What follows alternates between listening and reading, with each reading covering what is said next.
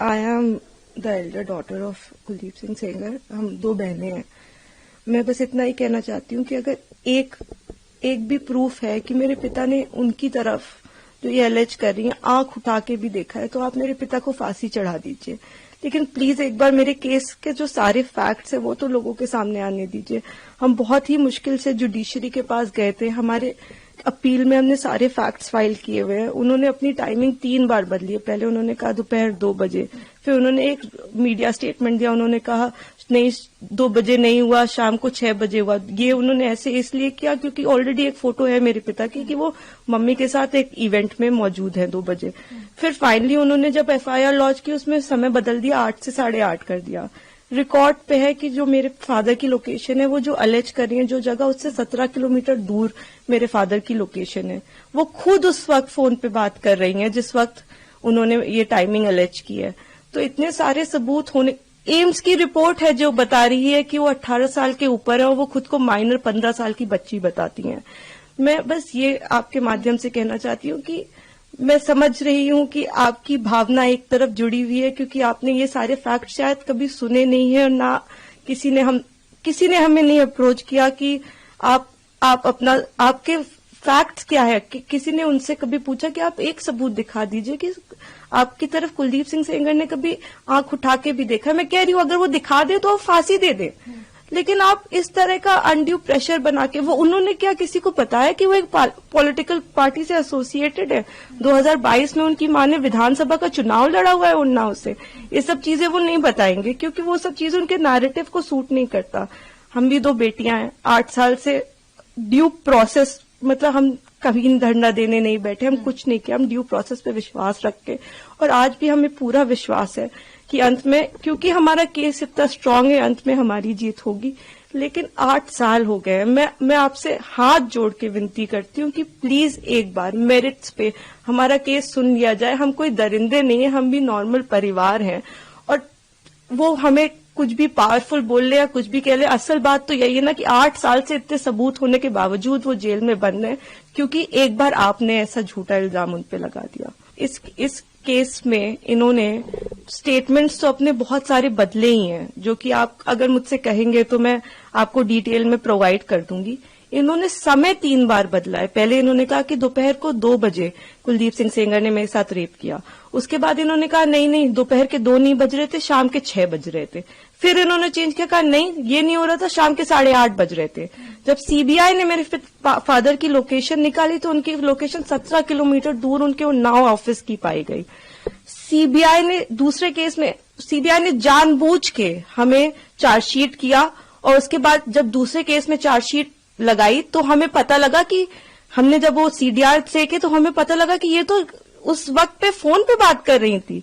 तो सीबीआई ने भी जानबूझ के, आई डोंट नो किस प्रेशर में आके, सारे इंस्टीट्यूशंस, लेकिन सीबीआई ने प्रेशर में आके हम पे इनके कहने पे चार्जशीट लगाई। मैं देखे किसी पे इल्जाम नहीं लगा रही, मैं बस ये कह रही हूं कि अभी भी ये सारे तथ्य हमारी अपील में मौजूद है। हमारे पास इनका एक रिकॉर्ड है। एक बार हमारी बात प्लीज सुन ली जाए, क्योंकि हम भी बेटियां हैं, 8 साल से इधर उधर भटक रहे हैं। उनके साथ देने के लिए तो बहुत लोग हैं। हम अकेले ही कोर्ट जाते हैं। अगर वो हमें गाली देते हुए भी हमारे बगल से निकल जाती हैं तो उनके पास सिक्योरिटी है, हमारे पास मैडम सिक्योरिटी नहीं है।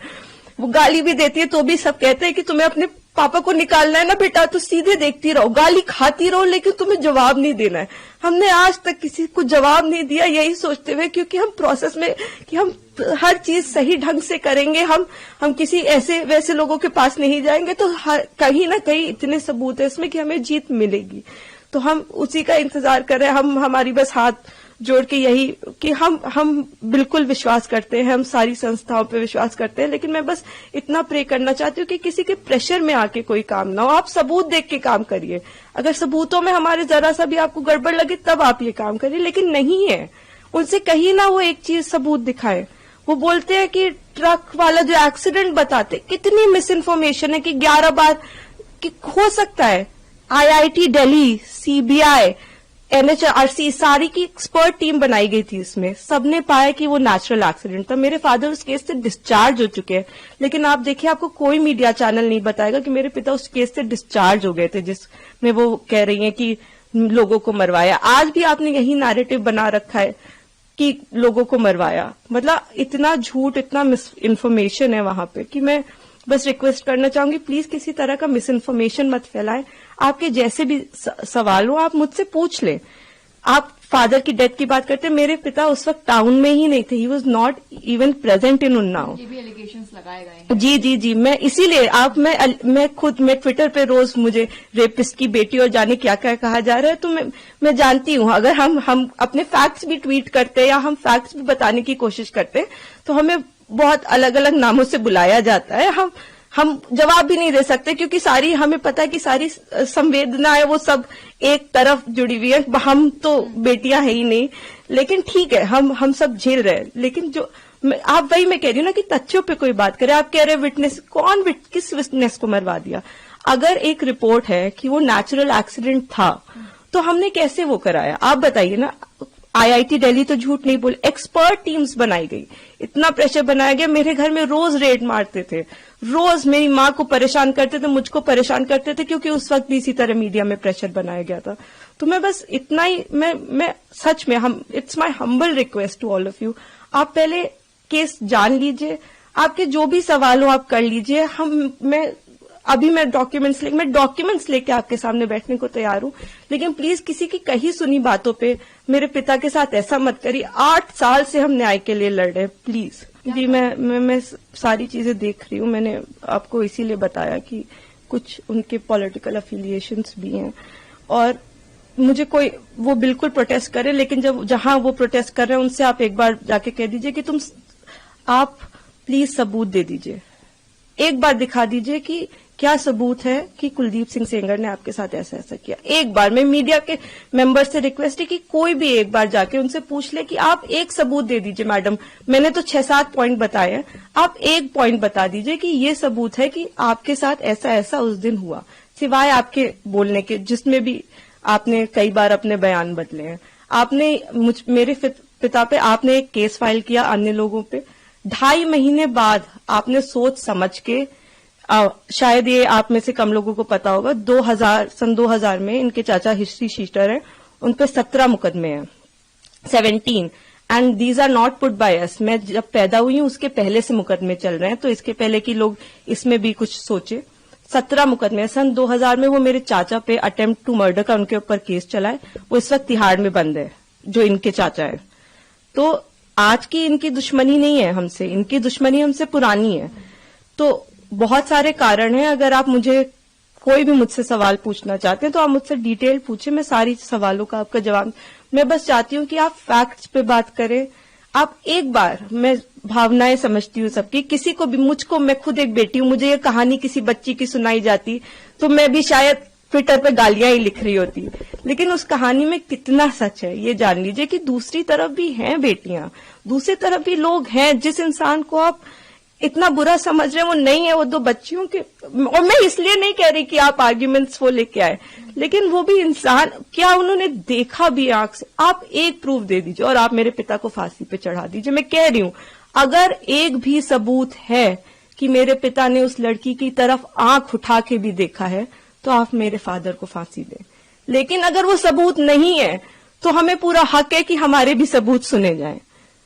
प्लीज हमें वो मौका दीजिए। बिल्कुल, आपने शायद डिटेल्ड ऑर्डर देखा होगा, उसमें आप मेरे जो सीनियर एडवोकेट रहे उन्होंने, मिस्टर एन हरिहरन जी, उन्होंने सारे पॉइंट्स पे आर्ग्यू किया था। उन्होंने आर्ग्यू किया था कि ये माइनर नहीं थी, एम्स की रिपोर्ट है। उन्होंने आर्ग्यू किया था कि 3 अलग अलग इन्होंने टाइम बताए। उन्होंने आर्ग्यू किया था कि हमारे पिता की सीडीआर लोकेशन 17 किलोमीटर दूर की। उन्होंने आर्ग्यूमेंट किया था कि ये फोन पे है। आप, ऐसा नहीं है कि कोर्ट के सामने हमने जाके कह दिया हम पब्लिक सर्वेंट नहीं, और कोर्ट ने कहा कि आप रिहा हो जाइए। हमने सारा पूरी चीज कोर्ट के सामने प्रस्तुत की और हर चीज लीगली हुई है। मैं कह रही हूँ कि जो लोग ऑर्डर का ऑपरेटिव, आप पूरा ऑर्डर पढ़िए ना कि क्या हमारी तरफ से सिर्फ एक ही आर्ग्यूमेंट किया गया है। हमने पूरी चीज, हमने 5 पॉइंट अपने कोर्ट के सामने रखे हैं। देखिए, ये तो आप लोग बेहतर समझते हैं कि वेकेशंस में, और आपने मुझे ऑलरेडी बताया ही, लेकिन हमें जुडिशरी पे पूरा विश्वास है। हम 8 साल से इसी विश्वास पे जिंदा हैं, क्योंकि हमें जुडिशरी पे विश्वास है, हमें इस प्रोसेस पे विश्वास है कि एक ना एक दिन इतने अच्छे सबूत हैं, और जब तक मैं जिंदा हूं तब तक तो वो कागज कोई नहीं मिटा सकता, वो फैक्ट्स कोई नहीं मिटा सकता। तो उन फैक्ट्स के होप में कि ये एक दिन सबके सामने आएंगे, मैं जिंदा हूं। और मैं यही कहना चाहती हूँ कि प्लीज किसी भी इंस्टीट्यूशन पे आप अपनी भावनाओं पे आके मत प्रेशर बनाएं। आप एक बार फैक्ट समझ लें, आप समझ लें कि आप क्या सपोर्ट कर रहे हैं, किस चीज का सपोर्ट कर रहे हैं। आपने सिर्फ एक साइड सुनी है अभी, और दूसरी तरफ को जानने की कोशिश भी नहीं की, तो थोड़ी कोशिश करके, बाकी हमें पूरी उम्मीद है कि हम आगे इसमें जीतेंगे। ये हम उम्मीद पे 8 साल से जी रहे हैं, लेकिन होपफुली कि हमारे फैक्ट्स इस बार इग्नोर नहीं किए जाएंगे। हमें पूरी उम्मीद है कि हम सुप्रीम कोर्ट से जीतेंगे।